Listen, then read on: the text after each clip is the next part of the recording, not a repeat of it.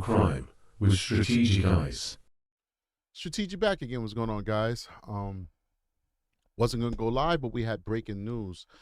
Conservative debater, YouTuber, and commentator Charlie Kirk has been assassinated. I was out with my girls enjoying a late lunch, and I got the news in my news feed. And Charlie Kirk was a very polarizing individual, but his debates often started conversations in our society that we oftentimes don't have the courage to have. In fact, we covered Charlie Kirk on this channel less than 24 hours ago, and I actually watched a lot of Charlie Kirk. It was hard not to watch him. Like, the algorithm literally fed him to you, regardless of what your political beliefs or ideology was. You're going to see a Charlie Kirk video. There were some of the most viral videos on the internet, and we actually watched him talk about the topic as far as the young lady Irina, who was killed on the Charlotte light rail. And I said I did not agree with his take on what he was saying. I said he sounded divisive. And that was not indicative of my feelings towards Charlie Kirk, because I listen to everybody. I am not hamstrung by politics, by political ideology. I listen to both sides, and I respect both sides' point of view. I listen to a lot of Charlie Kirk, like I told you guys. And it's very sad that we're living in a day and age where people are literally dying for having differences of opinion. And nobody's talking about that. Nobody's addressing the fact that political violence is at an all-time high. Now, I am a patriot. I love this country. I love our government. I love our system. I wholly and totally recognize that our government is not perfect. It's not. There's inequality, there's winners, there's losers. Rich people get a whole lot more bigger piece of the pie than the rest of us. But I also recognize that there's no such thing as a perfect system, and that our system, however flawed it may be, is the best system in the world, in my opinion. And yet, we've had 2 attempts on our president. Regardless of what your ideology may be, our president represents the United States of America and was duly elected by the populace. So you can disagree or you can agree with his politics, but it's just an example. We've had 2 attempts on the president of the United States. The first one as a candidate, the second one when he was already elected. And now we have Charlie Kirk, who lost his life. And then we've had some shooters that, and guys, you guys know I do my research. We've had shooters, school shooters, where their motivation was political and filled with ideology. It wasn't reported that way by the news, but it was political. Then we had the gentleman who assassinated the healthcare executive for political reasons. If you're really paying attention to what's out there, we're getting a lot of politically motivated violence in this country. And once again, nobody's talking about it. Charlie Kirk is a father of 2 little kids. He's gone. I can't even play the video of his assassination on YouTube without them taking down my channel. It's on my Patreon if you want to see it for free. I would never charge for something that's out there. If you want to go search for it yourself, it's out there. If not, and you want to sign up to a Patreon, or you're already a part of the Patreon, totally free, no charge. You will see the most horrendous assassination you've ever seen in your entire life. My jaw was on the ground when I saw what happened to Charlie Kirk. Nobody's talking about it. Nobody's talking about the fact that there's so much hate in our culture, in our society. Right now, at this moment, we're so polarized. Our politicians are using words like fascists and commie, and all. One side, the left is calling the right fascist, the right is calling the left communist. These are words of violence. If you're saying that somebody is pushing fascism, there's going to be people out there who's going to say, I don't believe in fascism. I will die to prevent fascism from taking over this country. I will kill to prevent fascism from taking over this country. If you have people on the other side calling people communists, same thing. There's going to be people on the other side of the aisle who's going to say, I'm willing to die and I'm willing to kill to stop communism. Our politicians are using these inflammatory words that do nothing but incite violence. It always makes me remember Wen Jianlu and Rafael Ramos. Many of you don't know who those people are. Wen Jianlu and Rafael Ramos were two NYPD cops. They were minding their business, sitting in their patrol car, when a madman who was motivated by the Eric Garner case, another case that happened in New York City where a man who was selling cigarettes was taken down by an officer, and it looked like the officer had him in a chokehold, and Eric Garner had a heart attack. He was not asphyxiated. He did not die from a neck compression. He had a heart attack. He was a very tall guy, very overweight guy. And this madman saw that this happened in New York and all the fanfare.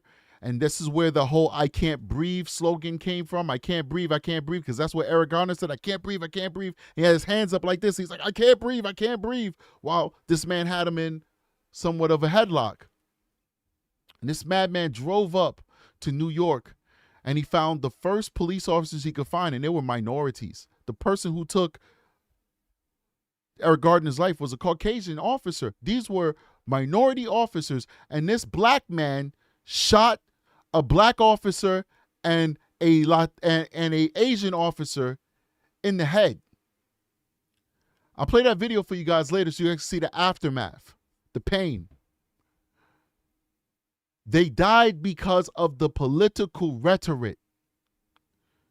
These were great officers who were loved by the community, who never had any discipline or any complaints from the community of heavy-handedness.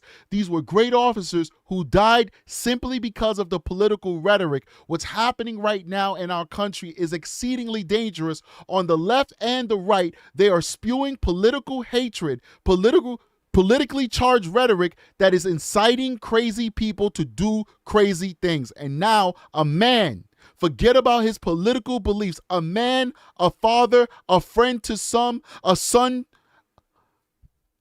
to two people, a husband to a wife, is dead. It's dead. It's dead.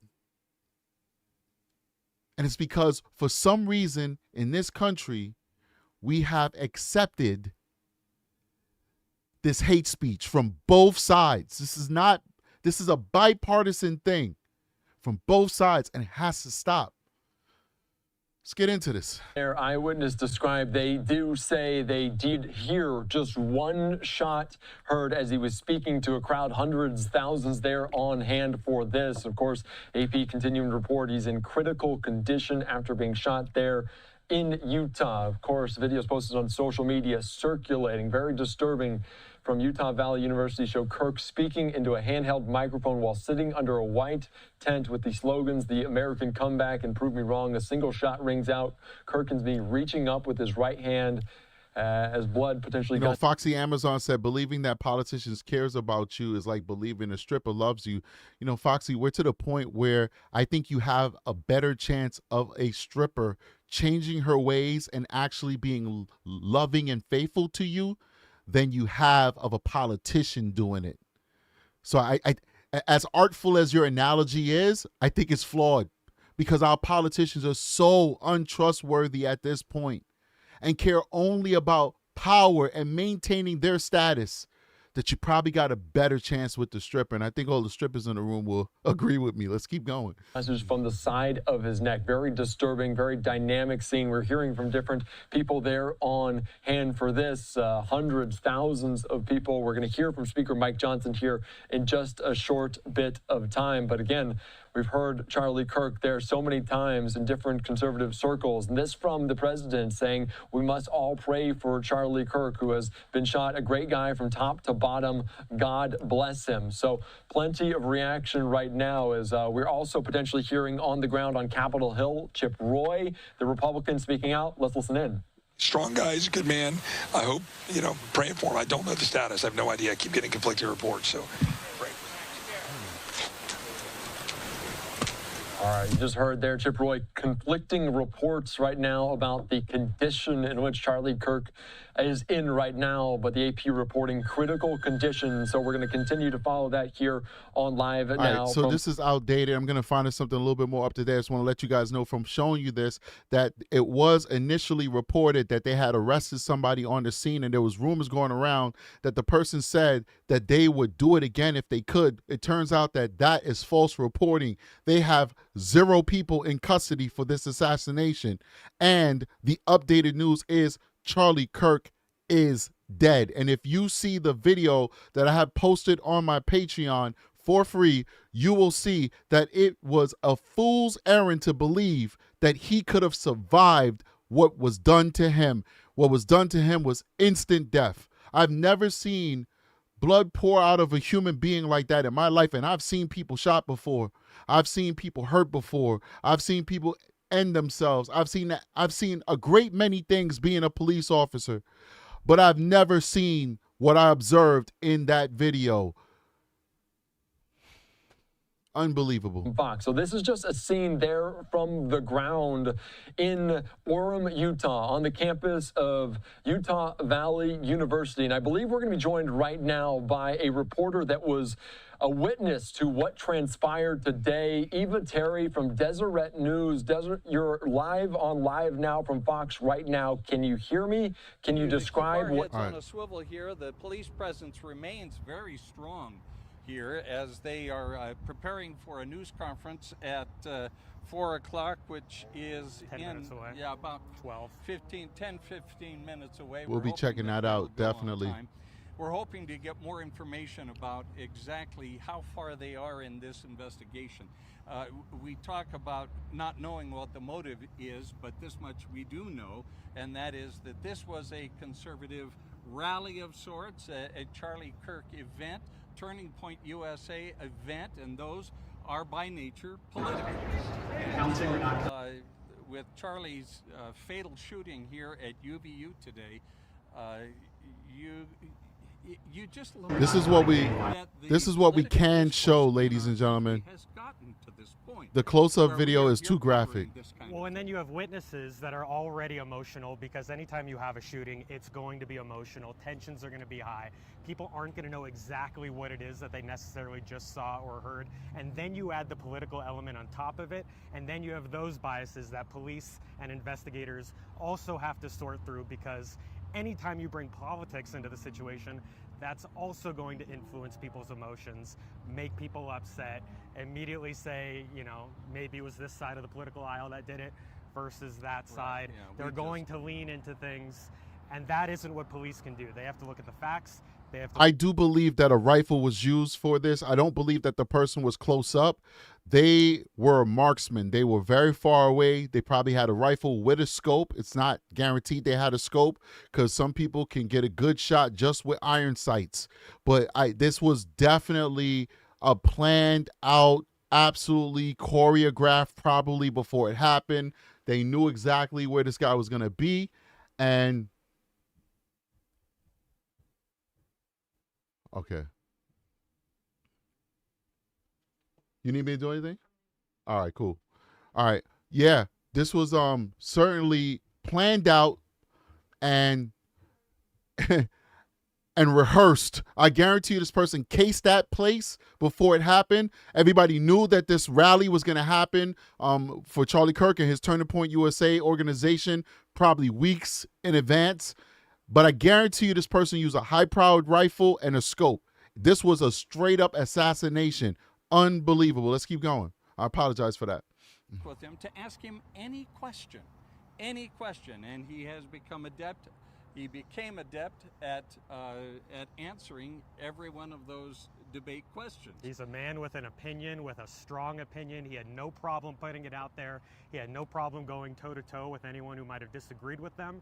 Yeah. One of the people we interviewed said that the reason she and her son came to this event is because she wanted her son to be able to see what it's like to have disagreement before he goes to college. See what it's like on a college campus when people might butt heads, but it's peaceful. Obviously, he came back with a totally different lesson. The events of today will have a chilling effect, and already have. And the sad fact is that college campuses in the United States of America are supposed to be places safe place where ideas are exchanged. Absolutely. Back and forth. A Absolutely. debate is healthy. This is the exact opposite of what is supposed to happen on a college campus. This is where you have those debates, right? And if you watch his content, and I don't know if it's possible that you didn't, that people in this chat have not seen his content, because I don't know what he had going on with YouTube, but his content was in almost everybody's feed at some point, some more than others, okay? He would have debates with people. He would allow them, and I'm not defending any of his positions. I'm just saying from my observation, he would have full-fledged debates with people. He would allow them to speak their point, and then he would say his point, and they would debate and counter. And 95% of the time, it would be respectful. From my observation, it was always respectful from his point of view, whether he was saying something that was 100% disagreed upon by the other person or not. But this is what is supposed to happen on college campuses. You're supposed to have debates. You're supposed to trade these ideas. This is a place for thinking, right? Like I just heard on Alien Earth, the show I was watching last night, the college campus is a place for yes, not a place for no. You're supposed to be able to share these ideas. And this person picked the very place that was supposed to be a safe space to debate as a place that they would inflict this level of violence on another human being. This is very, very sad and disappointing that we live in this state of affairs. Keep going. Conversations from all points of view are welcome, but that has increasingly become less of less present in our country, where contrary voices are not welcome. And that is sad commentary on, again, where our political discourse has come. I'm sure it's one of the reasons you and I are both journalists, right? We enjoy seeing people with totally opposite opinions come to a head, talk it out, sometimes on our airwaves, and let people decide for themselves, right? That's kind of... All right, real quick, guys. Big shout out to Taunted37, $5 super chat says, Charlie Kirk spoke of political assassinations quite frequently. God bless his family and the students that witnessed this. They will never be the same. This is this person, this assassin literally traumatized thousands of people. They will never forget this day until the day that they die. Everybody who was there at that place and witnessed this unnecessary, senseless act of violence, and definitely his family that is forever changed and traumatized. Little kids that barely knew their parent, their father, who will now have to grow up not knowing him truly for who he was as a dad. This is very sad. Leon Littlejohn with 5 gift memberships. Thank you so much, Leon Littlejohn. For everybody who got that 5 gift membership, please say thank you to Leon Littlejohn. And Taunted37 says, I'm a channel subscriber and can't chat in this mode. I'm not sure what you mean by that, Tanta. So please do be a little bit more detailed in the chat. Maybe one of the moderators can assist you with whatever's stopping you from chatting. Dr. Cataclysm with 5 gift memberships as well. Thank you so much, Dr. Cataclysm, for supporting the channel. Let's keep going. Kind of the motto of our company. It's the motto of what we do as journalists. And Charlie Kirk certainly had an opinion. He said it with his chest.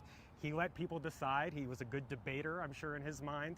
He didn't get very far in this debate. I'm told second question. He wasn't even able to answer the second question before that shot was fired.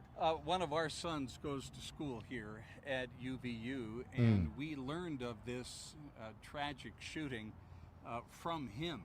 I was at home getting ready for work, and of course the hysteria downstairs from my wife and daughter, who were... This is a witness. I decided to go watch Charlie Kirk between my classes, so. My name is Paris. I just wanted to come and watch what I thought would be a civil conversation, and it turned completely different. What did you see? I looked down when it happened, but...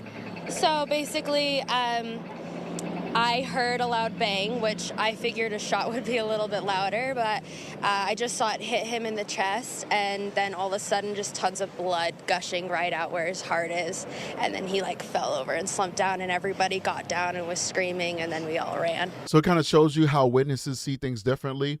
He didn't get shot in his chest at all. He was shot in his neck, and the blood gushing out of his neck was basically catastrophic, to be honest with you. Let's keep going. Can you describe just, did he appear to be moving afterward or what? Not at all. I personally believe he was dead on impact. Oh my goodness. What happened after that? What did you see?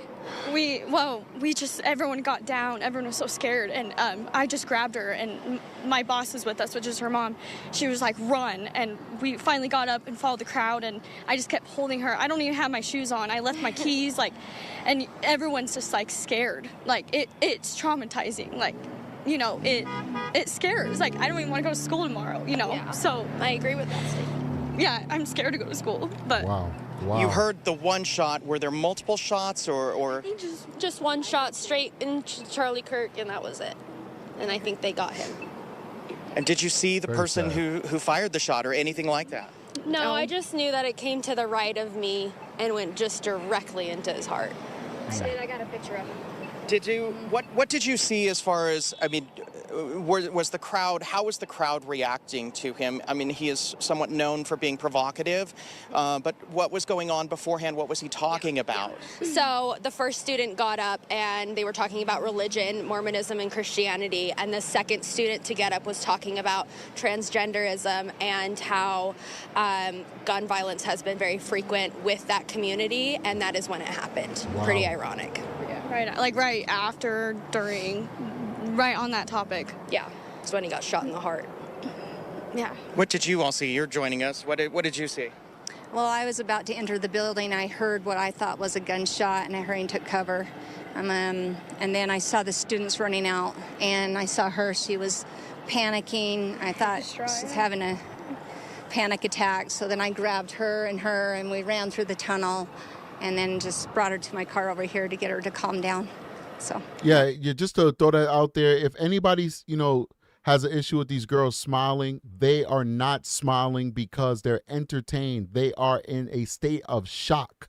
And when you deal with trauma as much as I do, you realize people smile like crazy. I've had women laugh through explaining to me how they were brutally raped and attacked, and they weren't laughing and smiling because they enjoyed what happened to them. It was their only way of dealing with such immense trauma and emotional discord. So please give anybody you see exhibiting mannerisms that you may not feel consistent and commensurate with the moment, give them some grace. It's just trauma. Let's keep going. You? I was watching from pretty close up, and I heard a pop, and I thought, no, that nobody's shooting firecrackers, right? This is the middle of the day. And then I watched a fountain of blood come out of the side of his neck, like a water fountain. Yes. And it was surreal. Everyone dropped, and I was like, where's the gunman? I don't see any gunman. And then I dropped, because I'm just a very logical thinker like that. And so, Chat, bring the temperature down a little bit. This is not the time or the place. Let's bring the temperature down. Pointing fingers is not going to make anything better. It's not going to solve anything. Just bring it down just a little bit. I know people are upset. I know people are emotional. I know we have people from all walks of life in this channel, which is what makes this community so special. We have people from all type of political ideologies as well. Let's just bring the temperature down. Let's do it. And then a friend of mine drove me over here, just barely dropped me off, but he got a picture of the gunman, and it's pretty embarrassing. He got his pants pulled down as they took him down. Damn. And he sent me a picture. He was wearing garment bottoms, or what looked like white knee shorts. Just, Utah. Obviously a volatile situation, and what was the crowd's reaction when all of this happened? You said you were up, you were standing there, a little frozen, it sounds like. What was the crowd's reaction? Everyone freaked out and screamed, and then after everyone was leaving, there was just a lot of confusion until the cops started making everyone leave, because people were still standing around and talking and in clusters, but the majority had run. And so, you know, after that, the police forced everyone in, and they started roping off the courtyard in yellow police tape. And then as we were walking through the hall, policemen already with as large... The campus was being shut down. All right, so in another window, I'm looking out for that press conference. As soon as that press conference come in, we will be transitioning over to the press conference. Don't worry, I'm on it. I got it in another window. What did you all see with the police? Was there a police presence there from the beginning? You know, how did it unfold? Yeah, so there definitely was a police presence there. I saw some on top of the balcony above and some below. And of course, you have Kirk's own kind of bodyguards around. But I will definitely say we saw a lot more after the shooting, of course. Of course. You said you may have seen something? Well, I'm just saying Charlie Kirk is a hero. All right? He is. Absolutely. He's Pray for absolutely him. a hero. We don't know if he's still alive. Everybody in there was very concerned for him. And all I could think of was go towards Charlie, because I just want to know if he was okay. You know, a lot of people like him. He's a very courageous man. What did you see? Can you just recap what you saw? Yeah, I saw him just go over to the side. So everybody then dispersed and ran into the buildings or all over. But so I went toward Charlie, and then pretty soon they got somebody. The police arrested someone. They were dragging him all the way down. Older man, white hair, blue shirt. You know, so I hope that was him. I hope they got him. And you all are physically okay? I mean, I know what you experienced was certainly very traumatic, but you're physically unharmed? Yeah, the man who, after they took him down, he yelled, "I'd do it again." Wow. I think his name was George. All right, we're going to send it back to you. We'll continue to talk to people who witnessed this and update you as we get more information. All right, so this is behind the scenes. People kind of running. Let's bring that back over here again. Let's run.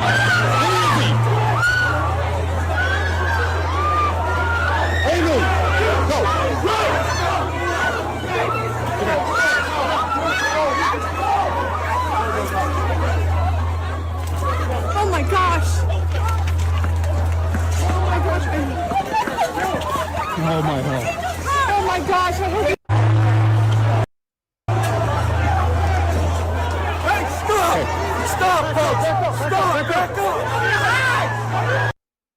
Yeah, the funny thing is, like, when you have a situation like that, you can never control the crowd. So, like, that officer saying, stop, stop, stop, that was a fool's errand, because there's no way you're going to stop that crowd. No way that you're stopping that crowd. Let's keep going. Coverage from the News Nation station KTVX. You see the video from earlier following the shooting death of Charlie Kirk today on campus in the state of Utah after an event at Utah Valley, or during an event at Utah Valley University. The President of the United States announcing a short time ago that Charlie Kirk was killed in that shooting. Let's talk about this. I'm Connell McShane in New York. The information was being reported by KTVX about whether or not there's a suspect. I think they're like over here on my other tab. I believe that Congress is giving a moment of silence for him. Or on the loose. It's bipartisan. It's left and the right giving a moment of silence. And you can hear that of the reporters' indecision there from what's being told to them by probably members of the local police department, and what's being reported by, as the anchor in studio said. Yo, big shout out to Wayaka Atawin. $20 super chat says, thank you for keeping the chat in check. This is so very sad. Prayers to the family. You know, for me as a person who's trauma informed, you know, it's about the victims, you know, and so we'll have time for people to debate and argue politics if that's what you want to do in a different space, you know. But right now we're focusing on this tragedy, and we're focusing on trying to understand why, you know, and, you know, calling people liberals and conservatives and these people are bad and that people are good. It's not solving anything, because at the end of the day, the vast majority of people who are liberal would never, ever condone this happening just like the vast majority of people who consider themselves conservative would never condone this. The people who do these type of crimes and cause this type of trauma to the community, they are outliers. They are extremists, and nobody agrees with this type of behavior. So, you know, yeah, we're going to keep this chat clean because we are civilized here. We have one of the best communities on YouTube. We have a family of people from all walks of life. And we all converge here for one singular mission. And that singular mission is to give a voice to the voiceless. And right now, Charlie Kirk's voice needs to be heard. Let's keep going. Some of the federal authorities and others that are on the scene. Here's the bottom line. We've been told by the president that Charlie Kirk is... Here on True Crime with Strategic, all victims matter. All victims matter. Is dead, that he died this afternoon after the shooting. We do not know for certain at this hour whether the suspect is in custody. I have my News Nation colleagues, Leland Vittert, Chris Starwalt, Geraldo Rivera with us, but also Arif Halaby, formerly the LAPD talk show host who knows who knew Charlie Kirk. And what would you add to all that in terms of the suspect, Arif, before we bring in my colleagues? Yeah, what basically they're going to do if the suspect is in custody, they will immediately lock down his residence, her residence, whoever it might be, and they will do a very deep forensic review. This shot was one shot at distance. Yes. Some are saying 200 yards. I wouldn't doubt it. 200 yards. Hundreds of feet. In addition to all of that, it's one shot at distance with weather, wind, etc. The farthest I've ever shot is 75 yards, and I thought that was a mile away. 200 yards. 200 yards. About 400 million guns in America. The amount of gun violence is so rare compared to the amount of firearms we have and the people that have them, that something like this would let us know that this person practiced, knew the area, knew the weather. I want to play this for you. This is on Twitter real quick.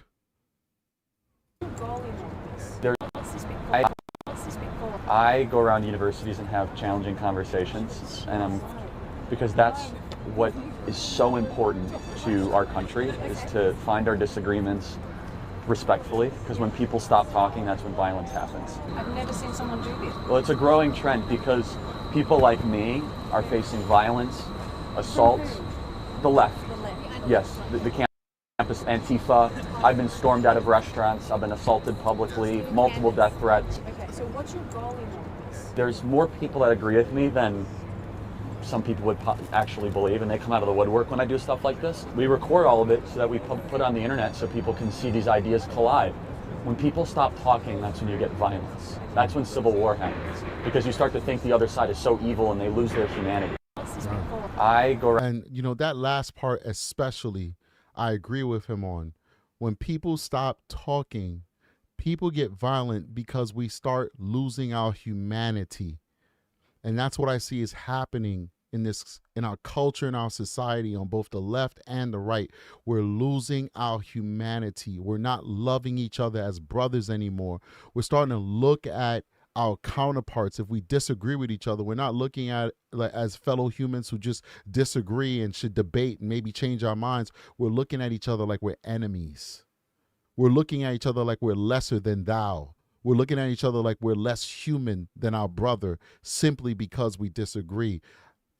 I agree with him on that note, on that front. The trajectory and how one shot could be so deadly was horrific. And you could see it came from his right side. How we know that is he fell to his left.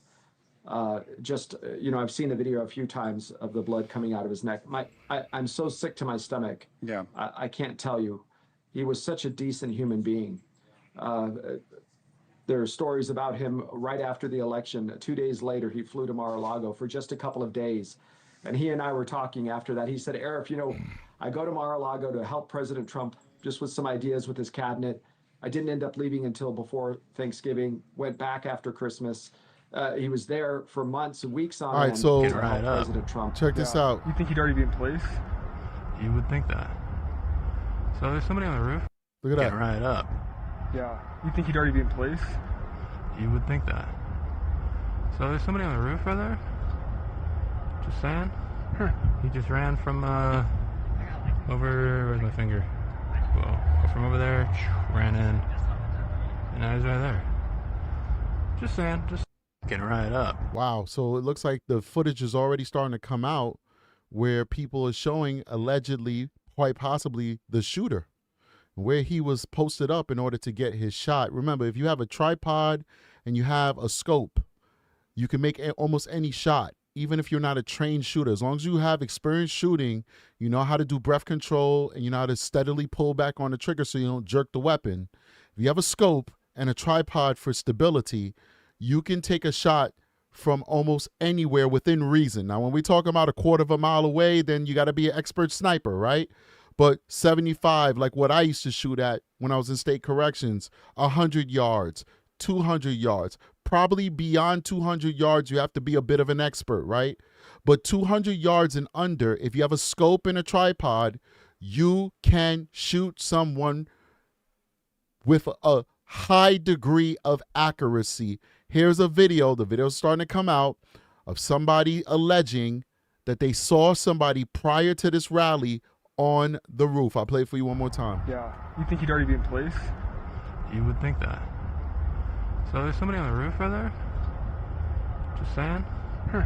He just ran from, over, where's my finger? Whoa. From over there, ran in, and now he's right there. Just saying, just getting right up. All right. Yeah. You think he'd already be in place? Let's keep going. And put his own life on hold to help the country and help the nation and help this administration. Truly a friend of President Trump. Let me do this. Thank you, Arif. If you can stay with us, we may come back to you. Before I bring Leland and Chris back, they were with us earlier, but before we had this horrible news, final thoughts from you, Geraldo, before we let you go, as you've been part of our coverage on what you think we should be thinking about today. Well, I think, first of all, we should think about his family, his wife and young children.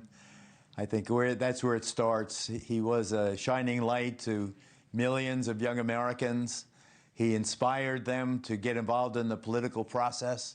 The crowd that convened to supposedly this listen is to the guy him they took in today custody. is Supposedly, a tribute to his appeal to these young people, to these college-age young people. His politics should not be the issue right now. What should be the issue is let's catch the devil that did this. Let's respect. All right, let's listen to a video of the person they allegedly took in custody, but now people are saying nobody's in custody. When these things happen, you can't really believe what you hear. This guy could have just been taken in custody temporarily, and it turns out it's not him. Like the other video we just saw, they're alleging that they see somebody on the roof. We did see a person or an object that appeared to move like it was somebody on the roof. And now there's a guy on the ground who's in custody. So we don't know what to believe. So take it all with a grain of salt, ladies and gentlemen. This is all breaking news. But let's play this video and see if we hear something. Because witnesses are saying that this guy said, if I could do it again, I would. So let's see if we hear that for ourselves.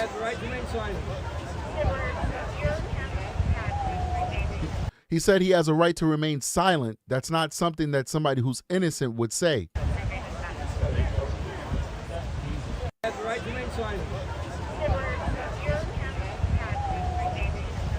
All right, there you go. There you have it. I'm going to keep trolling the internet as we wait for the press conference to start. I do have the press conference in the back. Let's see what's going on. Hold on. Meetings, cherry picking people for senior government. All right, so we're going to see Utah shooting update. We're going to go ahead and see if we can find ourselves that press conference. Let that play out. His memory, admire his accomplishments in such a short time. He will be remembered. There is no doubt he'll be a great tribute will be paid him. The flags of the nation will be at half-staff, I am sure, tomorrow. But this has been a grievous act of wanton violence. This is a despicable murder. Perfect. We got that has could have no possible justification other than a bloodthirsty arrogance. Yeah, a day ahead of it's been mentioned a couple of times already today. The anniversary of the 9/11 attacks, which will be observed tomorrow. All right, so I got a good copy, not copy, but stream or feed rather of the press conference. I will be playing it when they actually set up. Just show you guys real quick. Test 1, 2, 3, 4, 5. Test So they're doing their tests and all that good stuff. We will be checking out the press conference when it comes out.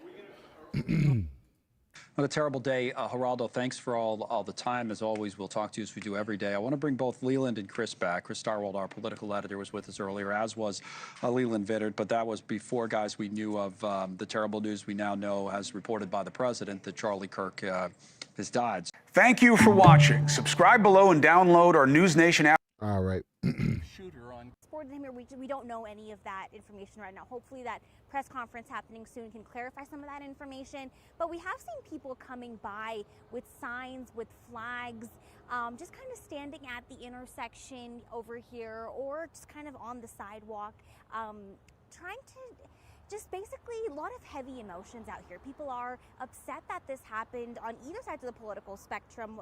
One person I spoke to said that he is a Democrat. He doesn't agree with Charlie Kirk's views and what he says, but the fact that this shouldn't be happening in our country, which is very upset that violence isn't the answer when it comes to political. Buffering real quick. Sorry about that, guys. Political discourse.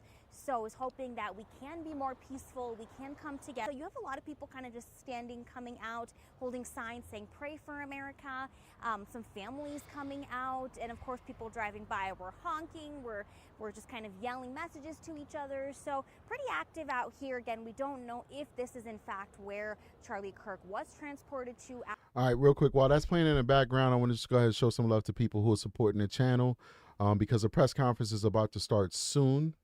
And I definitely will not be interrupting. I'll be listening like the rest of you guys, see if we get any information that's relevant to this case.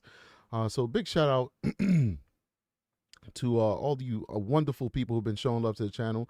So Postal Peep with a $5 super chat says, this is sad. There's now 2 kids without a father for no reason. This is why I'm scared to death for my children. This has to stop. Rest in peace, Charlie. The only thing I'll tell you, Postal Peep, is do not live in fear. We are Americans. We're not cowards. We do not live in fear. Do not live in fear. But I understand you and I see what you're saying and I respect you. But I will tell you, my fellow American, do not live in fear. Leon Littlejohn with 10 gift memberships. So if you happen to get one of those gift memberships from Leon, please thank them. It's very kind and generous of them. We already read out the $20 super chat from Wayaka, thanking us for keeping this chat clean and not so much clean. We're just being civil, all right? I don't want to make it sound totalitarian, like we're not allowing people to speak. We're just being civil, and this is a civil community, so we don't have to do that much moderation because you guys are already well primed to be good citizens because you are good people here on True Crime Strategic.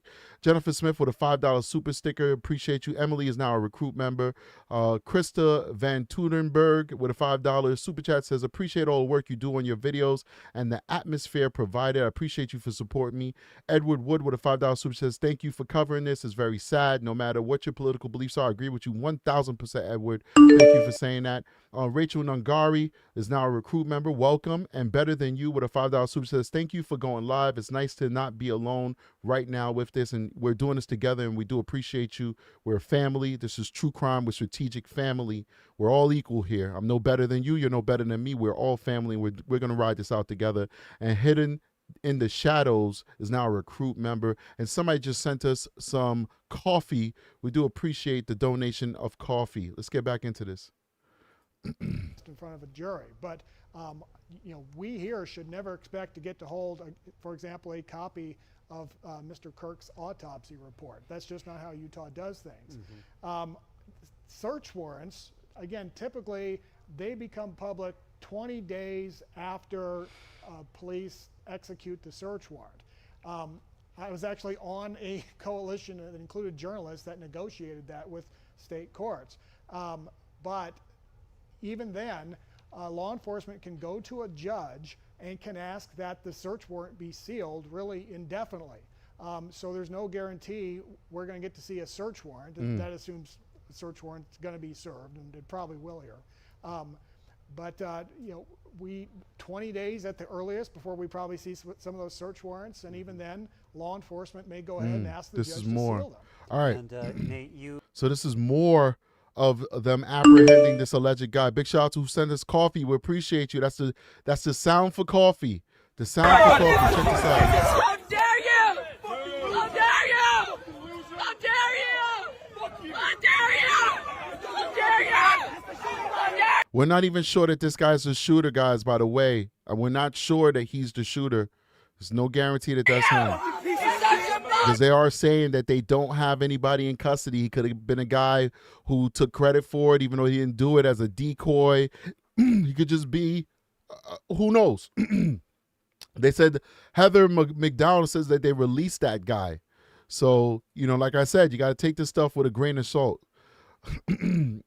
Yeah, so Heather's saying they released him. I don't know. I haven't verified it myself, but I do know that the most recent report is that they do not have the shooter.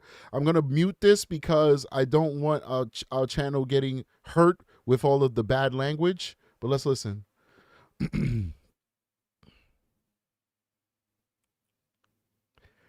And then we gotta ask ourselves, if that's him, where's the weapon, Big shout out to Dr. Cataclysm with a $20 super chat. Okay, it looks like they might be starting this pretty soon. No, they're just doing sound checks right now. Just doing sound checks. All right. Dr. Cataclysm says 200 yards with a rifle is a pretty easy shot. Regular Army practice is up to 300. Marines go further. The way his body and clothes reacted to the shot makes me wonder about the angle of attack. Yeah. Yeah, I mean, for you guys, I don't know if Dr. Cataclysm is a military. Dr. Cataclysm wears many hats in this society. I don't know if military is one of them, but certainly he's right. Our service people do practice at much farther distances, but for us civilians, that is quite a bit away. Yeah, like I told you, it's definitely an easy shot. 200 and under is an easy shot, and even me as a novice can tell you that because I've shot from far away before. But 200 under is an easy shot with a tripod and a scope, no big deal. But yeah, you do have people out there, many people who are trained to shoot even farther. All right. Wow. Let's get this one back over here, and we'll get back to it. Horrific incident may need someone to talk to in the days to come. So as we've said, classes at UVU have been canceled today and likely tomorrow, the school is saying. Students and non-students alike witnessed what happened. So we reached out to a local mental health clinic for what they have to say about mental health resources. I think it creates many feelings of fear, and well, I would say you need to like this strikes so close to home. You really begin to question, even if you weren't there, I know someone who was there, or I could have been there. It's going to be really important that those fears and that thought process of trying to figure it out gets space. They have the space to be able to work through that. And I mentioned my son was there and was shaken up and heard the shot, did not see what happened. And he was the first person you called. Yeah, he called me. You. Yeah, yes. That's how we heard in the newsroom this had happened at first. The last I heard from him, he's hanging out with Chaco, with our dog. Perfect. And that's therapy in itself. Absolutely. And I encourage anyone who's gone through this to seek something out. Well, we have received a statement from the Church of Jesus Christ of Latter-day Saints about the shooting. Church spokesman Doug Anderson says, quote, "It is with great sadness that we learn of the shooting that took place at Utah Valley University, resulting in the death of Charlie Kirk. Our prayers go out to his family at this time." They continue, "We condemn violence and lawless behavior. We also pray that we may treat one another with greater kindness, compassion, and goodness. For members of the church, we reaffirm the Savior's teaching and admonition is to love our neighbor." We do want to send things out to Ben Winslow, who is awaiting the press conference to start, but he's with a Salt Lake Tribune reporter. They are our content sharing partners. We often work hand in hand with them. I'm curious as to what she has to say about how today has unfolded, Ben. Yeah, that's right. Any minute now, we do expect Governor Spencer Cox, the Department of Public Safety, and Utah Valley University to have this news conference.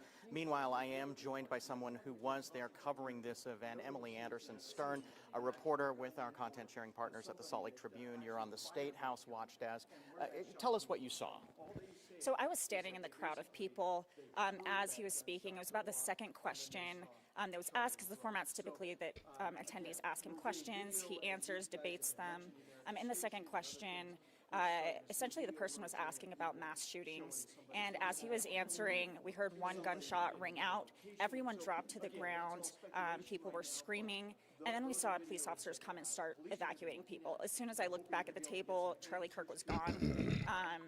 There were people who dropped their bags, their keys, and had just left and ended up being stranded on campus for a little while. Some people formed prayer circles, but it was generally chaos for a little while afterward. Was there a large police presence just at the university for this event itself? Yeah, there was plans that were made. You know, there was campus police, Utah County sheriffs were on site. And there were, Charlie Kirk himself had his own security team there. It was just one gunshot we heard, and he was hit. Did you see anything or any commotion from where the gunshot came from? No, in fact, initially I thought it was a prank. I didn't know it was real. And then we saw police officers taking it seriously, hands on their weapons, and realized what had happened. Okay, so I see what the problem is. So moderators, you accidentally turned on members only. You're not allowing anybody else to chat in the chat. So please do fix that. We want everybody to be able to participate in this chat. We just have members only right now. And I want everybody to be able to participate. I just got an email from a subscriber who's like, hey, I can't talk in the chat. So, I mean, if you want to do subscriber only, we're with that. Let's do subscriber only, because to let you guys know, that's what keeps the trolls out, because they're not subscribers. Let's do subscriber only, not members only, okay? Let's keep going. Just, you have reporter mode, and you have to sort of... Or I'll go ahead and fix it. I'm fixing it right now. You know, it was interesting. I was standing in the grass. I just fixed it. I dropped down with everyone else. I actually have grass stains on my knees. People were running, stepping on each other. I was stepped on. There was a mother behind me who yelled out, "Where's my son?" Yeah, a lot going on. All right, the news conference is beginning, and we'll go to it. Thank you for being here. At this press conference, we will first hear from Utah Department of Public Safety Commissioner Beau Mason. All right, I don't want to use that one. I want to use this one right here. Let's use this one. Today at approximately 12:20 Mountain Standard Time, political influencer Charlie Kirk was shot in an event at the Utah Valley University. He was taken by private vehicle to Timpanogos Hospital, where he later passed. The Utah Department of Public Safety will be co-leading this criminal investigation to find this killer, along with the Federal Bureau of Investigation. We're working in unison with the County Sheriff's Office, the local police department, and the University Police Department, all of which have been very cooperative and fully engaged in this process.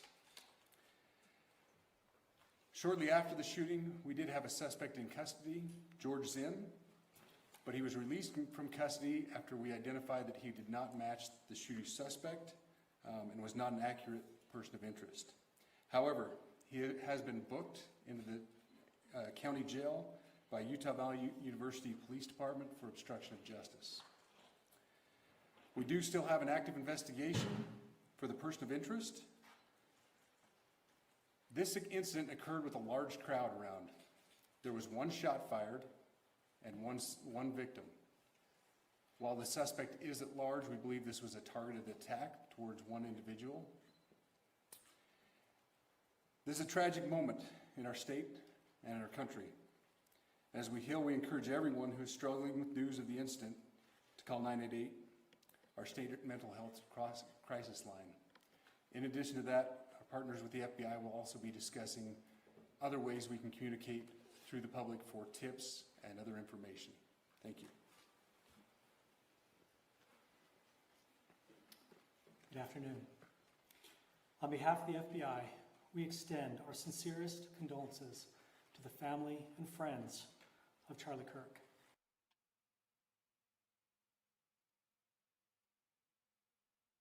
the hell? Did I do something? I didn't do nothing. As well. Oh, that's him. Oh, As sorry. soon as we heard about the shooting, special agents and personnel from the Salt Lake field office responded immediately. We have full resources devoted to this investigation, including tactical, operational, investigative, and intelligence. To be clear, the FBI will fully support and co-lead this investigation alongside with our partners. We are working on setting up a digital media tip line, and as soon as it's established, we'll get that information out to everyone. I know there's a lot of questions.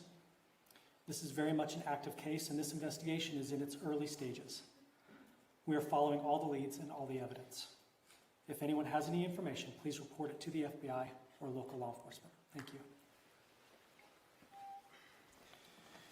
On behalf of President Tumenez, who we've been communicating with, and she's on her way back right now, All right, real quick. Sorry to stop it. The chat is subscriber only. If you're not a subscriber of this channel, then you don't have the right to comment. Subscribe to the channel and then be a part of the family. So if you're not a subscriber, you cannot comment. And if you become a subscriber, you have to wait 10 minutes for you to comment. If the chat gets crazy, we will make it members only, because this is not a platform for hate. Hate is what caused Charlie Kirk to get killed. We don't do hate here. Just keep that in mind. Say that on behalf of Utah Valley University, we are shocked and saddened by the tragic passing of Charlie Kirk. We express our sincere condolences to the Kirk family. We grieve with our students, faculty, and staff who bore witness to this unspeakable tragedy. He was invited by the student group Turning Point USA to speak on our campus. We firmly believe that UVU is a place to share ideas and to debate openly and respectfully. Any attempt to infringe on those rights has no place here. We do not condone any form of violence at UVU and seek to make our campus a safe place for all. Ladies and gentlemen, thank you for joining us on this dark and tragic occasion. I want to thank our law enforcement officers who are leading this investigation, starting with Chief Long and his response here with the UVU Police Department. We're grateful for your leadership and your team. And again, to the speakers that you've just heard from who are co-leading this investigation. I also want to recognize Sheriff Mike Smith, who has been an invaluable partner as this investigation moves forward. I've been in touch with President Trump, with FBI Director Kash Patel. We are completely aligned with our state and federal partners as we work through this case. Now, this is a dark day for our state. It's a tragic day for our nation. And I want to be very clear that this is a political assassination. We are celebrating 250 years of the founding of this great nation. That founding document, the Declaration of Independence, that this great experiment on which we embarked together 250 years ago. We are endowed by our Creator with certain unalienable rights. The first one of those is life. And today, a life was taken. Charlie Kirk was first and foremost a husband and a dad to two young children.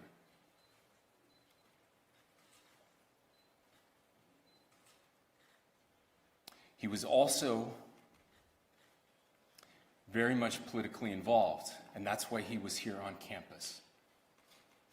Charlie believed in the power of free speech and debate to shape ideas and to persuade people. Historically, our university campuses in this nation and here in the state of Utah have been the place where truth and ideas are formulated and debated. And that's what he does. He comes on college campuses and he debates. That is foundational to the formation of our country, to our most basic constitutional rights. And when someone takes the life of a person, because of their ideas or their ideals, then that very constitutional foundation is threatened. Thank you for the coffee. Appreciate you guys. Now, we have a person of interest in custody. The investigation is ongoing. Okay, person of interest in custody. But I want to make it crystal clear right now, to whoever did this, we will find you. We will try you. And we will hold you accountable to the furthest extent of the law. And I just want to remind people that we still have the death penalty here in the state of Utah.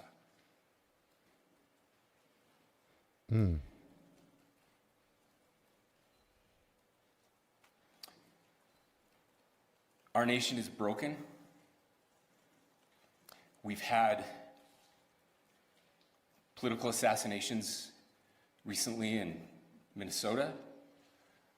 We had an attempted assassination on the governor of Pennsylvania.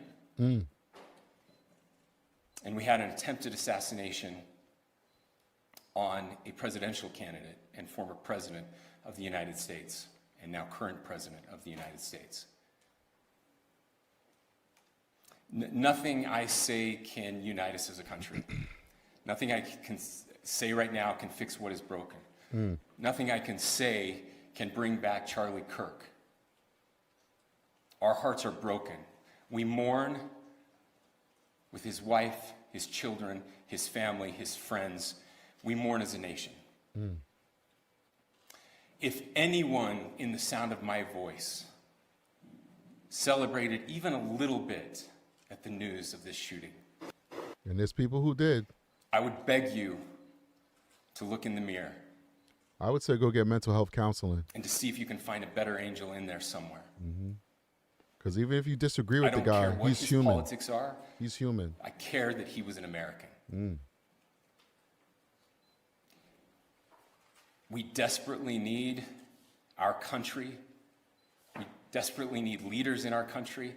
But more than the leaders, we just need every single person in this country to think about where we are and where we want to be. To ask ourselves, is this it? Is this what 250 years has wrought on us? I pray that that's not the case. I pray that those who hated what Charlie Kirk stood for will put down their social media and their pens and pray for his family, and that all of us will try to find a way to stop hating our fellow Americans. He's in custody, says the FBI director. Questions. The FBI director is posting that a suspect is in custody. I would just like clarification. Do you or do you not have a suspected shooter in custody? We have a person of interest in custody that is being interviewed right now. That is not George Zinn. That is not George Zinn. That is correct. Are you still searching or looking for another shooter or anybody else related to this? Yes, we are actively looking for anyone and everyone who has any possible information relating to this shooting. Can you tell us details about the suspect being taken into custody? Where? How long ago? We cannot at this point, but we will get you that information when we can. Is there believed to be a second individual involved in the shooting? At this point, there is no information that would lead us to believe that there is a second person involved. Do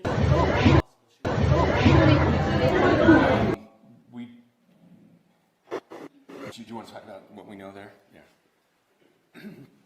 The only information we have on the suspect, the possible shooter, is taken from closed circuit TV here on campus. We do have that. We're analyzing it, but it is security camera footage, so you can kind of guess what the quality of that is. But we do know dressed in all dark clothing, but we don't have a much better description other than that. The shot came from here on campus, from a location at a fair, potentially from a roof, yes. A longer distance shot from a roof. So that was the shooter on the top of the roof. I wish those guys would have reported that person rather than just report it. That's what we're trying to decipher right now. And record it. FBI or DHS have just say that the investigation is ongoing, and as soon as we have further information, we will be sure to release it. Any indications of foreign intelligence involvement?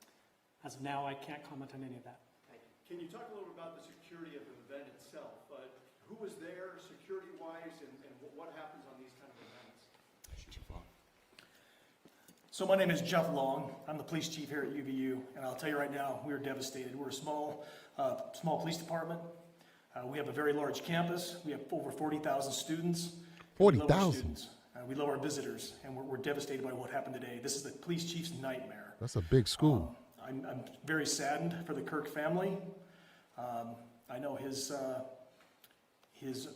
wife and parents found out about this. You know, obviously he's away from home. He's here in Utah. They find out by a police officer that visits their home. That's tragic. Nobody wants that. But I can tell you about our venue today. This was an open venue. This was outside. We did have 6 officers working that event. We had probably over 3,000 people that were in attendance. It sat down in kind of a bowl area here on the central campus. We have a waterfall area, and so he was kind of in a lower area, surrounded by buildings. You know, we had some plainclothes police officers that were in the crowd as well. You know, we train for these things, and you think you have things covered, and you know, these things, you know, unfortunately, they happen. You try to get your bases covered, and unfortunately today we didn't. And because of that, we had this tragic incident. So we did have officers there. We had Charlie Kirk's team. He has a security team that travels with him, and they were here with him when he was shot. Do you know? I got another angle of the Charlie Kirk shooter. I'm going to put it on the Patreon. At this point, I can't disclose that. When Charlie Kirk was shot, there was a question being asked about mass shootings. Was that person apprehended, and do you know who asked that question? Say the question again. I don't know if I understand what you're saying. When Charlie Kirk was shot, he was answering a question about mass shootings specifically. Was that person apprehended, and do you know who asked that question? I do not. We do not have that at this moment. Ladies and gentlemen, we have time for just one more question, so thank you. Where's the press guy? Shut it down. Was it your team or Kirk's team, or a combination of both, that kind of set the security protocol for the event? So we work together. You know, he has his team, and they do this all over the country. We all know that. This is not uncommon for them. They're very comfortable on campuses, and I was coordinating with his lead security guy, and so yeah, we were working together. Was this a sharpshooter type shot? Ladies and gentlemen, those are all the questions that will be answered today. Again, thank you for covering this. We will be updating you as soon as we have additional information through normal channels, working with law enforcement. Again, our deepest condolences to the Kirk family and to the students who were there today. I would just ask everyone everywhere to please pray for their family and to pray for our country. We need it now more than ever. Thank you. Wow, interesting stuff, man.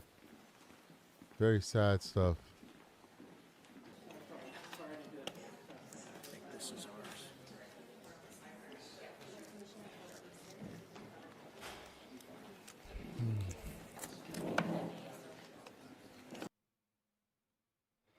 All right.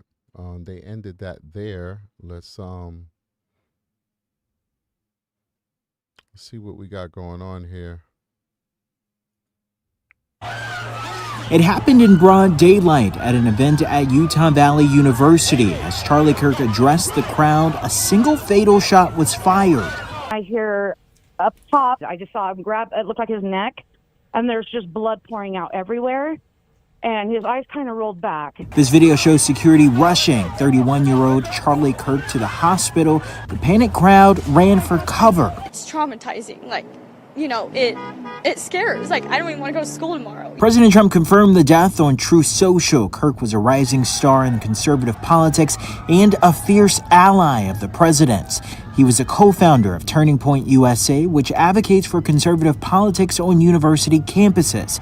Well known to CBS News chief Washington analyst Bob Costa. I have covered Charlie Kirk for a long time, have spoken to him at so many political events over the years. This is someone who has galvanized conservatives across the country. He is seen as someone who was really able to gather the Trump movement, especially those under 30, and make them into a force. Students streamed off campus as news spread, and from both sides of the political spectrum, lawmakers condemned the shooting, calling for an end to political violence. Yeah, let me bring up the Congress. We already saw that. Let me bring up the Congress, their response to Charlie Kirk, and then we'll go off for a while and we'll reassess. You know, we'll figure out what's going on. The next time we come on, we'll have updates on who the shooter actually is, and hopefully what his motivation is. But you know, people are asking, how do we know that's politically motivated? Well, you know, unless Charlie Kirk owed somebody some money or something like that, he was on that campus to have political conversations, to talk about transgender, abortion, immigration, all of the things that are part of his conservative values. He has done this across the nation at college campuses from the East Coast to the West Coast. He has an enormous following on social media as well as in the real world. And he had amassed an enormous amount of money for his political commentary. So the fact that somebody would crawl up on a roof 200 yards away with a rifle and take his life, I think it's pretty obvious that it's politically motivated. Unless, of course, Charlie Kirk owed money to somebody or he's got some issues with the mafia, all right? If it's not those two ridiculous things, and I'm being facetious for a reason, if it's not those two ridiculous things, then common sense would most likely tell us that it was for political reasons. But of course, nobody's wrong with asking that question because we don't know until we know. And so it's perfectly okay to be skeptical until the very end. We don't know until we know. And only when we know will we be able to say definitively that, or rather, what was the reason for his life being taken away. All right, I'm looking for some things from you guys, and then we'll call it a day. In Minnesota with those Democratic lawmakers, with the governor of Pennsylvania, and then, of course, what happened to President Trump, inches away of being killed. Corey Competori, a supporter of the president, though, losing his life just behind the president in that Butler, Pennsylvania rally, and then a second attempt on President Trump's life as well. We are in this period where there is acting out toward All right, so this is actually what I wanted to show you guys right here. The chair would ask that all members present in the chamber and those in the gallery please rise for a moment of prayer for Charlie Kirk and his family.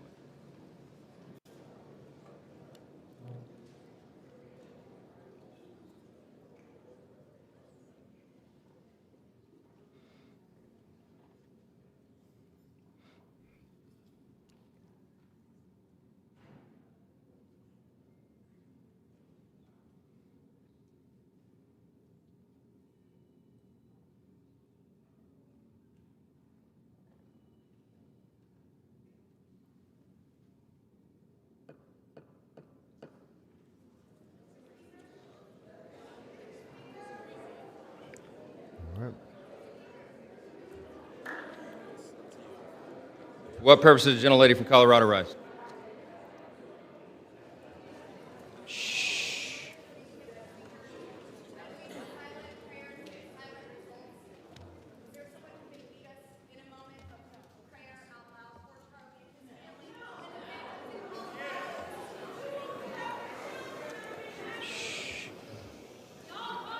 Let's wait a minute. The House will be in order. The House will be in order. Shh. Man, bro. The House will be in order. Shh.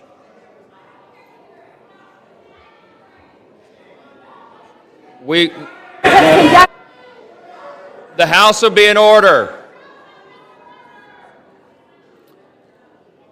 We will join prayer right after this, okay? The chair lays before the House a communication. The House will be in order.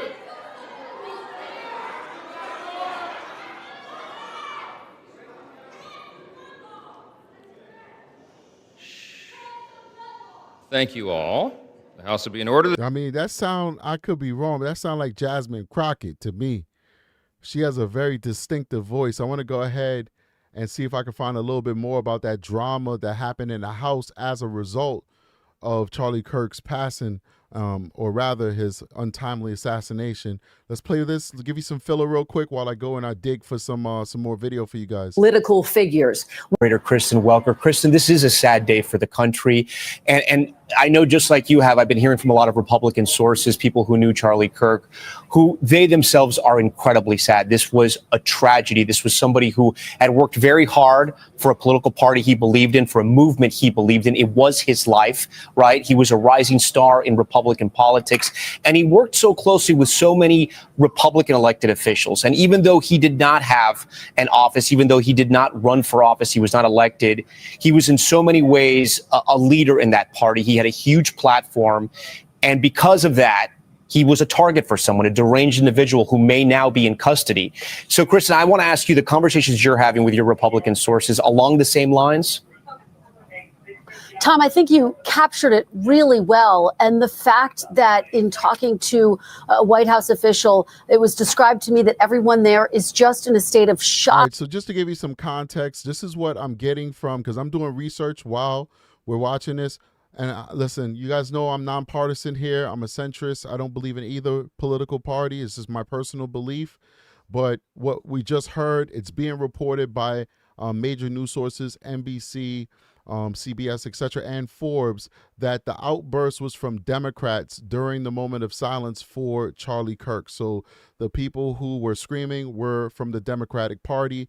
I believe that it was Jasmine Crockett. It definitely sounds like her, but I could be wrong. So if it's not you, Ms. Crockett, I sincerely apologize for believing that it was you who was doing the outburst, but that's what we're getting right now. Let's keep going. Because they said everyone has close ties to Charlie Kirk at that White House. And just to zoom out a little bit, let's talk a little bit about who Charlie Kirk was. He founded Turning Point USA. Tom, he was just 18 years old. It's really extraordinary to think about. He really energized young voters. He wanted to bring them into the political discourse. He wanted them to enjoy talking about politics. And he has been a supporter of President Trump since the very beginning. 2016 helped to really energize young voters to go to the polls for his first election. And then in this latest race, played a pivotal role as well, Tom. And that is why you are hearing from so many Republicans who are just in a state of shock and devastated, but Democrats too. Everyone, Tom, saying this has to end. But I think the question is, how can it end? And what, if anything, can lawmakers do to bring this political violence to an end? You have ticked through we got to stop talking crazy. We got to stop using these words like fascist and communist. Democrats need to stop calling Republicans fascists, and Republicans need to stop calling Democrats communists. We need to stop that. We need to stop acting like somehow this country is going to just devolve into North Korea.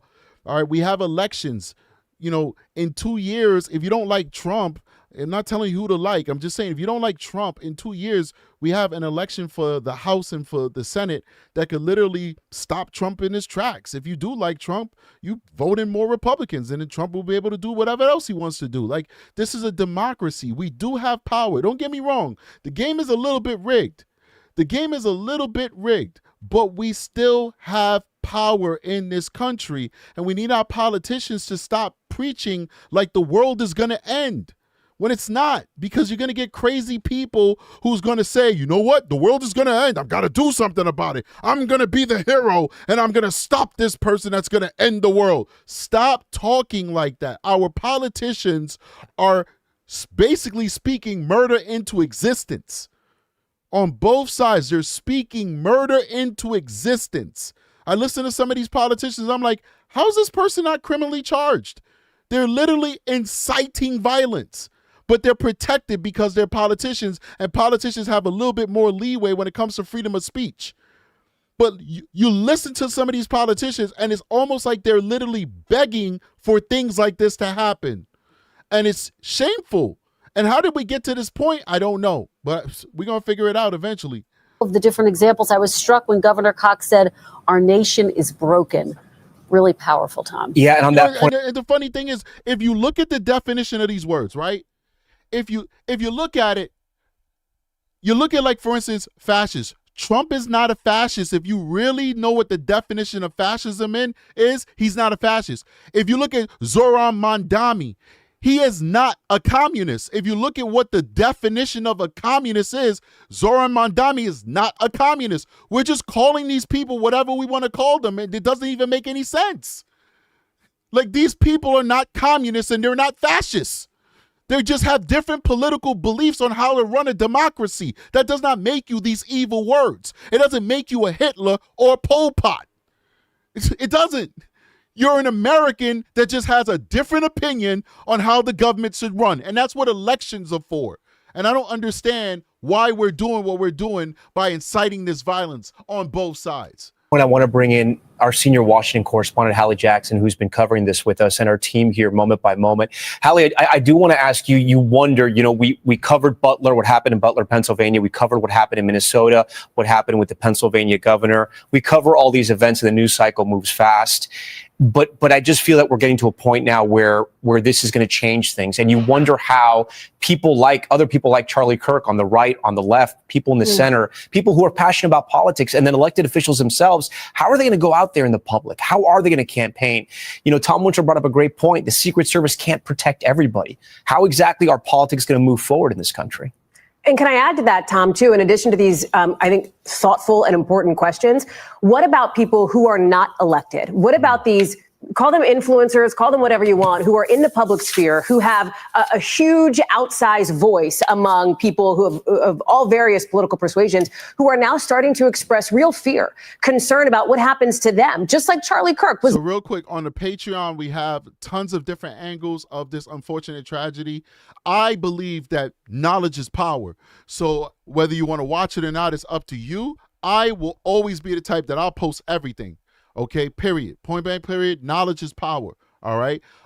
They are available free on my Patreon. You do not have to spend a dime. This is not stuff that I've sourced that I've paid money for. This is stuff I found off of the internet. You can go find it too. But if you're already a member of the Patreon for a free member payment, it doesn't matter.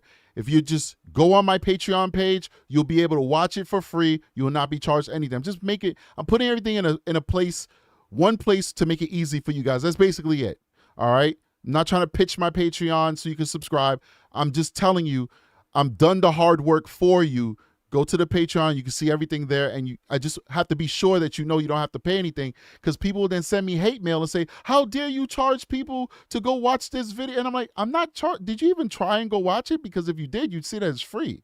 I'm not charging people to watch things that I don't pay for. That's not what I use Patreon for. Patreon is for my content, my intellectual property that I make, not to post things that you can easily find off the internet. That would be unethical.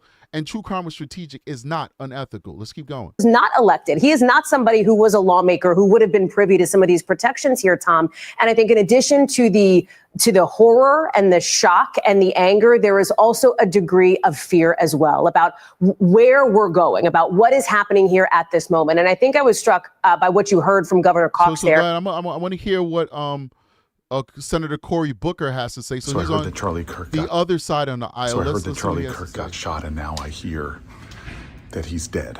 My heart goes out to his family and his loved ones.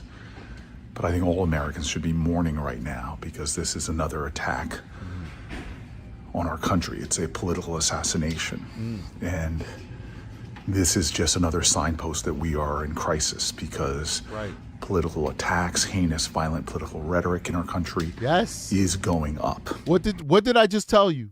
Didn't I just say that? Didn't I just say that? Didn't I just say exactly what Senator Cory Booker's saying about the political rhetoric that's causing these violent attacks? I just said it, and even he's agreeing. Let's keep going. This should not be viewed through a partisan lens. It should be viewed through a patriotic one. Amen. We all have a responsibility to deal with this growing crisis in our country of political violence. Yes. All of us have to take a hard look and do what's necessary to secure our democracy and end this scourge that seems to only be getting worse. Amen. Yes, absolutely. We'll go back over here. But guys, before I go back, I just want to let you guys know I will be checking those Patreons. It's in back of my head because I gave the whole Patreon speech. Those super chats. Don't worry, I will get to you. The super chats and the gift memberships, I will get to you guys in just a couple of minutes and give you guys a shout out that you deserve for supporting the channel. Thank you so much. Let's keep going. Who talked about what Charlie Kirk was doing in Utah in the first place. As you well know from these events, he went out, he would talk to people, he would have disagreements, he would have debates. That was the point. The discussion and the debate was the point. That is the free speech, which is one of the ideals that this country is founded on. And Governor Cox said that when somebody takes the life of a person because of their ideas or ideals, then that very constitutional foundation is threatened. I think you are seeing a reaction already tonight here in Washington and beyond related to the questions that you're asking. And in some corners, a call to action as the shock is still there and as so many, as we said, across the political spectrum are grappling with that. What is the call to action going to be? And I think to a degree, that conversation is one that will be had in the days to come here in Washington at the Capitol and at the White House. But at this moment, I think there is a lot of one word that I've heard from talking to eyewitnesses even again and again, processing what has just happened. And Hallie, if you can also speak to the point, I mean, Charlie Kirk's influence, his reach, his platform, the president of the United States. Let's listen to what somebody on the conservative side has to say. My kids have called panicking. All the kids of every conservative in the country called panicking. Just because you speak your mind on an issue doesn't mean you get shot and killed. And he was talking about mass tranny violence when this happened.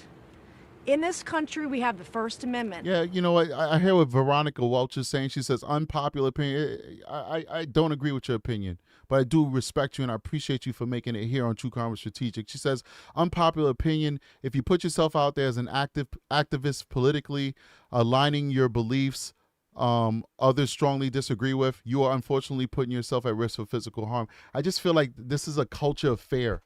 People should not be afraid to speak out against, things that they don't agree with. And I just think it's un-American. So then we all should just live in silence, right? So then, so Martin Luther King shouldn't have said anything. And then I'll still be underneath people's boots and I wouldn't be able to share my platform with all you different people from all different races and likes and creeds and colors and all that good stuff. Greater men had the balls to stand up to things that they didn't believe in, and it made our country better. So we don't have to agree with Charlie Kirk. We don't have to agree with who's Nancy Pelosi on the other. I don't know. I'm just throwing names out there. Charlie Kirk should have the right to say what he feels. He should have the right to go across his country and debate, just like Cenk Uygur on the left should have the right to say how he feels and go across the country, debate people for what he thinks. We should not live in a culture of fear where it's like, well, I'm not going to speak up because some madman is going to assassinate me. I think it's an unpopular opinion, correct, but it's also an opinion, and I'm not saying that this is an opinion you believe in. You might just be saying the unpopular opinion, but I think it's the type of opinion that is derived from cowardness. And anybody who knows anything about me, I'm a patriot, and I am no coward. There's been a million times that I've looked evil in the eye and I never back down. And I expect all fellow Americans to be the same way. We are not made from coward stock. This is America. We stand up on our 2 feet and we face adversity in its face. And guess what? We are the greatest country on the planet because of it.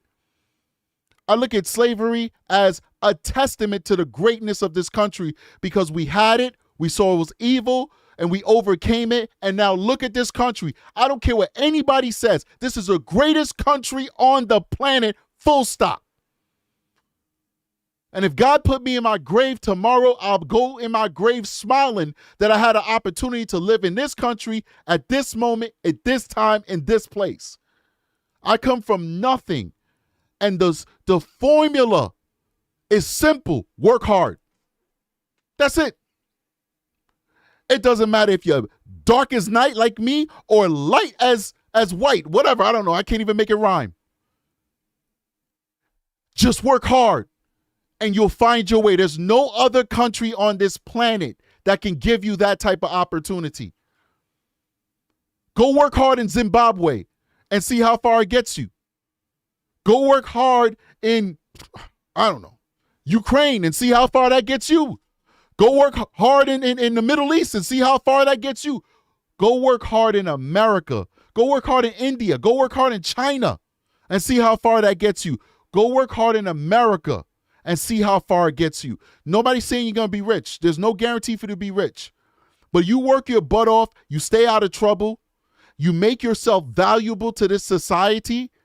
You go to school and you get a degree in art history, then you did that to yourself. You go out there and you give yourself a trade, an education that's valuable to society, and you are guaranteed your house with a white picket fence. It may not be the biggest house on the block. Your car may not be a Mercedes-Benz. It might be a Honda Accord, but it'll be yours. That is the promise of this country, and this country delivers on that promise every single day. And we got here by not being cowards. We got here by not being cowards. So I rebuke that unpopular opinion. I rebuke it like I rebuke Satan. Get behind me, unpopular opinion. Not you, though. I love you. I appreciate you for making your comment, Veronica. But I rebuke your comment like I rebuke Satan. Get behind me, Satan. We are not made of common stock. We are extraordinary people. God bless America. Let's keep going. We have freedom to speak what's on our mind and shouldn't get shot because we believe in our system of democracy, conservative, liberal, whatever you are. You shouldn't be shot for your beliefs. Nobody believes in that. And I hope that every single Democrat across the country will stand up and acknowledge that they have a problem within their party. All right, so I think she's a little divisive because I think the problem is in both parties, to be honest with you. But I'll let you hear what Cory Booker had to say, so I have to let you hear what they're saying on the right as well. Everybody has a point of view, and we should be able to have these conversations. All right, I'm going to look for one more thing, and then we'll get out of here. United States told the country. Charlie Kirk being brought here.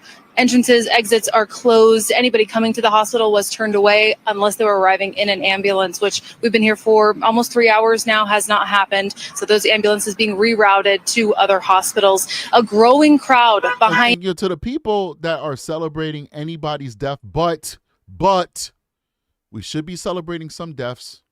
Just my opinion. Unpopular opinion. Should be celebrating the death of the pedophiles. We should be celebrating the death of the violent rapists. And we should be celebrating the deaths of the schmurderers. Okay, other than that, if it's not those three people, we should not be celebrating the death of anybody. So anybody who's celebrating the death of Charlie Kirk, knowing that he did not physically hurt anybody, he just had his opinions. And he was a father of 2 young children and a husband and a son. I think that you're mentally deranged and you need help. If you didn't agree with Charlie Kirk, you're an American. You have a right not to agree. I didn't agree with this guy on everything he said at all. But to be happy about him being assassinated in the way that he assassinated him, I got a test. Because I know some of those people are watching this stream right now. I have a test. On my Patreon, I have the unedited videos of his assassination. I want you to go watch what happened to him on that Patreon. And I want you to watch it. Don't blink. And if you still feel the same way that you feel, I believe that you're an evil person and you're most likely going to go to hell. I'm sorry. And that goes, it doesn't matter if this is the left or the right. I'm a centrist. I'm not a supporter of conservatives. I'm not a supporter of liberals. I'm saying as a human being, as a human, I'm a humanist. I love people. I've seen so many people in trauma, so many people suffering that I see beyond all the bullcrap that we allow ourselves to divide each other with. It just doesn't matter. When you're in my line of work and you see so much pain and death, when you close your eyes and you see all this stuff replaying in your head, the trauma that I have been through, doing the line of work that I do, you don't see, this stuff is petty to me. It really is. If you can see what we have all seen, most of us have seen at least, with the way that this man was taken out, and you're still taking it like a joke just because of politics, You are truly a mentally deranged person, and I pity the people who love you, the people who share your space, and the people who you pretend to that you're a good person, because no good person could see that type of senseless murder and walk away thinking that it's funny. Let's keep going. Behind me, you can see people are coming here to the place where they know he was taken, so they can show that their respects, they can show their love and support for Charlie Kirk and for his family who remain. Right here with me, a young woman named Lauren. Hi, Lauren. Thank you so much for being here. Lauren was there today at UVU and decided to come here this evening and show up to show her support. Lauren, how are you doing this afternoon? What did you experience today? Yeah, so me and my sister. All right, just letting you guys know, I got a 10-minute deadline. My son came back from soccer practice. He said he's hungry. I said, give me 10 minutes. He said, you got exactly 10 minutes. And when a 6-year-old talks, you got to listen. So we're going to start listening to this interview from this young woman. It's 1909 in 10 minutes. 1919. I'm going to be ending this live stream. Let's keep going. Charlie Kirk fans, so we're super excited to go, and just going to his thing, just in the beginning of the first, you could just feel his. Don't worry, we will not leave until we shout out everybody who showed love with the super chats. You will not be forgotten. Your generosity will not go unrecognized. So just be a little patient. I'm gonna get to you. Spirit, and he was so happy, and it's sad and just completely wrong for someone to get killed for their beliefs of their rights and stuff like that. So after that happened, my sister and I were in the 3rd and 4th of the row or whatever, and I didn't see it, thank goodness, but just hearing that shot, it was sort of unbelieving, how could this happen in Orem or Utah? And so it's happening to anyone, that's just wrong. And so we just evacuated and got out, and there was no direction helping us and stuff, and just after this, it's been really hurtful, and I was just down, looking through different reels of just how some people are taking this as a joke, and they don't care that this man, this who's a human, has those rights, just died of this. But afterwards, when we were going through, we decided we wanted to come to here and support Charlie Kirk. We made a poster up for his family, and just being here, it's made me feel more peace and more calm, just being with people here, knowing that there's still good in this world, and that there's still humanity that cares for this man. I just got to explain why I'm smiling. It's nothing funny that this young lady's saying. My son is peeking around the corner. It's playing hide and seek. Yeah, I'm watching you. Better hurry up and make me some food. So yeah, you guys know I'm about to get out of here. He truly, anyone losing that life or whatever is wrong. And I just feel so bad for his family, and just they're in our thoughts and prayers, and just to help them for that. So really healing for you to come here after this traumatic event, for you to come and be with others, be with like-minded people and people who are also supporting. No, yeah, for sure, which I wouldn't expect, because most of it I go to these scenes, I feel I would feel I don't know, uncomfortable. Everyone's been so nice, and just just feeling super that comfort, and there's that healing through it. Moving forward, what about Charlie will you take forward with you?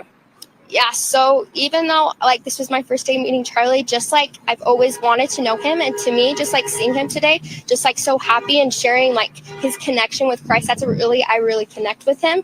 I love his politics too, but just his with Christ. So what I really want to take from this today is to always stand up for your beliefs, and just to know we should, as people, we should feel safe to say our beliefs and our rights, no matter what religion or what we believe in. And so he's just an example, a man for me to be courageous and brave, and to always defend what you believe in. Lauren, thank you so much for chatting with us. A current student at UVU studying to be. All right, so we're gonna leave it there. She great message that she gave about all of us having a right to speak our minds, regardless of our race, religion, whatever. She said it very eloquently. Creep Static says that there was also a school shooting today in Denver, literally the conversation of discussion during his assassination. So it seems like we have school shootings almost every single day. Now, I want to go over to the fan funding so we can definitely get out of here. We lost somebody that said, hey, I got to bow out of this conversation because the death of Charlie Kirk was tragic, but there's a deeper meaning. I don't really know what that means. I know that Charlie Kirk said a lot of things that made a lot of people angry, especially his debate about transgender people. You guys know on here on True Crime and Strategic, we're a big supporter of our LGBTQIA brothers and sisters out there. You know, I have respect for everybody. Charlie Kirk had his own opinions on transgendered people and people taking hormones as teenagers. He also pissed a lot of people off with abortion. He talked a lot about things that were very polarizing to folks, and I acknowledge that his ideology and his beliefs upset people, but it will never diminish from his humanity. And therefore I say it doesn't matter whether he was a right-winger or a left-winger, he did not deserve to die. So I understand that this man was very polarizing, but I will never allow anyone to take away my humanity to the point where I would say but when it comes to him losing his life. You understand what I'm saying, guys? What he deserved was a debate for somebody who was more intellectually intact than him to come and debate him and prove that he's wrong with his beliefs. He did not deserve a bullet. A bullet is never the solution. It doesn't matter what you say. It's never the solution. And that's what I want to leave you guys with today, guys. We are supposed to be of greater stock in this country, ladies and gentlemen. We're supposed to be a country of free speech. We're supposed to be a country that is fearless to tackle ideas. All right, guys, make sure you hit that like button. I hope that we could get to 600 likes before we get out of here. We're at 590. I want to go ahead and show some love to all the people who showed us love with super chats and free memberships and all that good stuff. You guys are amazing, man. This was a very generous show. We're very thankful that you guys were so generous to us. And let's go ahead and show you guys some love. So, Rachel Nungari is now a recruit member. Thank you so much. Better Than You gave a $5 super chat. Says thank you for going live. It's nice to not be alone right now. I think we read that one out before. Hidden in the Shadows is a recruit.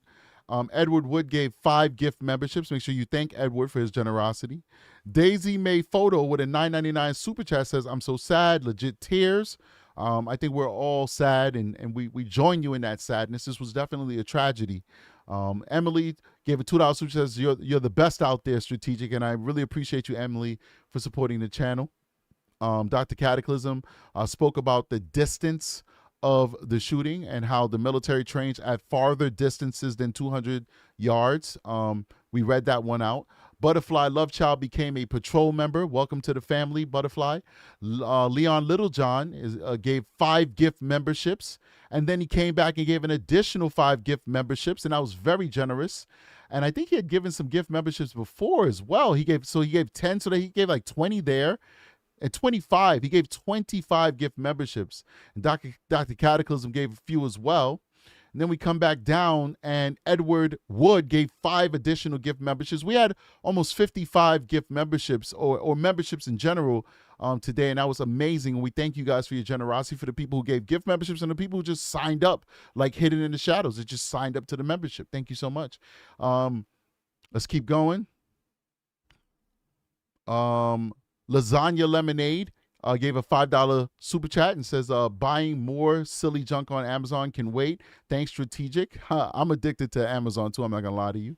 Edward gave an additional 10 gift memberships. So he gave 5. I'm scrolling up, and he gave 5. And he came back and he gave 10 for a total of 15 gift memberships. Very generous. And these memberships are not cheap, ladies and gentlemen, when you buy them in bulk. We have one of the most affordable memberships on YouTube. It starts at 99 cents. The mid-tier that most people settle on is the patrol level, which is I think like $3.99 or something like that. So when you give a gift membership, you're giving the patrol level. You're not giving the 99 cents. YouTube will not allow you. If YouTube let us give 99-cent gift memberships, I would just work some overtime on the day job and then give like 100 free memberships. I would. I'm a very generous guy. But they won't allow you to give the lowest level of the membership. They make you do the mid-tier. So when these guys like Dr. Cataclysm and Edward Wood and what's this other guy who's so generous, Leon Littlejohn, when they give these massive gift memberships, they're spending a lot of money. So please thank them and be generous and be kind and be grateful for them basically sharing their coin with you and with the show by giving you a gift membership. Raven Altona with a $5 super chat says, I met Charlie. He was an amazing human who exuded values. I've barely gotten up off the floor, murdered for calm, free speech. What insanity. I got to tell you, man, I agree with you. It's very sad that we've come to this point in our country where people are losing their lives over free speech. Mama Jax gave a $4 super sticker. Well, how I'm looking on time. Oh, I got 1 more minute to spare for my son beats me up. Sam I Am Texas with a $10 super chat says, thank you, Strategic, for sharing your point of view and covering this political assassination. Thank you so much for watching it with me. And Reaction Buffet gave a 5 free gift membership and then came back as a 1-month member of the patrol level, celebrating 1 month, and says, you are awesome. I am so grateful for having such a beautiful YouTube family. And I'm going to start using those words more, calling us a family, because I truly do believe that we are a family. So let's just keep that in mind as we move forward in our day and as we get more information. And when we do get something more substantive, we will definitely come back and share it with you. Guys, I love you with all my heart. Please keep the Charlie family in your prayers. Please pray for our country, pray for unity. I want all my Democrat and my Republican and my centrist brothers and sisters who are watching this show and who may come across this show to say a prayer for America. You don't even have to say a prayer for Charlie Kirk. Say a prayer for America and pray that we can start coming back together and start seeing the unity that sometimes we only see in times of war. We should not have to have our country attacked like Pearl Harbor or 9/11 for us to be unified. We should be able to unify in peace. I want us to stop the political rhetoric. I want us to stop getting mad at each other for having different points of view. I want us to stop the hate. And that's what I'm going to pray for tonight. And I hope that you guys will pray to whatever God you believe. A prayer is a prayer. I truly believe that. To whatever God you believe. And even if it's just to the universe, pray for unity. Guys, I see you guys on the next one. Strategic is out of here. Peace.